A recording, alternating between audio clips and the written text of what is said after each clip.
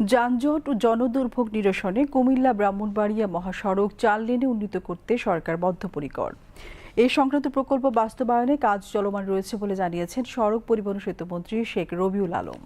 তিনি আজ জাতীয় সংসদে জরুরি জনগুরুত্ব সম্পন্ন বিষয়ে মনোযোগ আকর্ষণ বিধি 71-এর আওতায় প্রাপ্ত এক নোটিশের উপর আলোচনায় এ তথ্য জানান। আলোচনা পর্বে স্থানীয় সরকার ও পল্লী উন্নয়ন মন্ত্রী মির্জা ফখরুল ইসলাম আলমগীর সুনামগঞ্জ দোয়ারা বাজার উপজেলা সড়কে বন্যায় বিধ্বস্ত ব্রিজসমূহ নির্মাণে মন্ত্রণালয় গৃহীত পদক্ষেপগুলো সংসদের সামনে তুলে ধরেন। এর আগে স্পিকার মেজর অবসরপ্রাপ্ত হাফিজউদ্দিন আহমদ বীর বিক্রমের সভাপতিত্বে সংসদের বৈঠকে দিনের নির্ধারিত প্রশ্ন জিজ্ঞাসা ও উত্তর টেবিলে উপস্থাপন করা হয়। এছাড়া জরুরি জনগুরুত্ব সম্পন্ন বিষয়ে মনোযোগ আকর্ষণ বিধি 71-এর আওতায় প্রাপ্ত নোটিশ সময় নিষ্পত্তি স্থগিত রাখা হয়।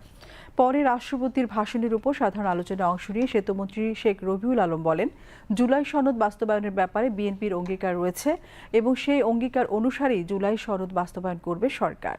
তিনি এই বিষয়ে বিরোধী দলকে কোনো বিভ্রান্তি না ছড়াতে অনুরোধ করেন। সংসদ সদস্য আবুল খায়ের ভূঁইয়া বলেন, সরকার যখন নানা প্রতিকূলতা সত্ত্বেও তার নির্বাচনী প্রতিশ্রুতি অনুযায়ী বিভিন্ন প্রকল্প বাস্তবায়ন করছে, তখন বাংলাদেশকে অস্থিতিশীল করার নতুন চক্রান্ত শুরু হয়েছে। এছাড়া সংসদ সদস্য মুজিবুর রহমান, গোলাম মোহাম্মদ সিরাজ রাষ্ট্রপতির ভাষণের উপর আলোচনায় অংশ নেন। অধিবেশনের বিভিন্ন সময় পয়েন্ট অফ অর্ডারে দাঁড়িয়ে কথা বলেন কয়েকজন সংসদ সদস্য।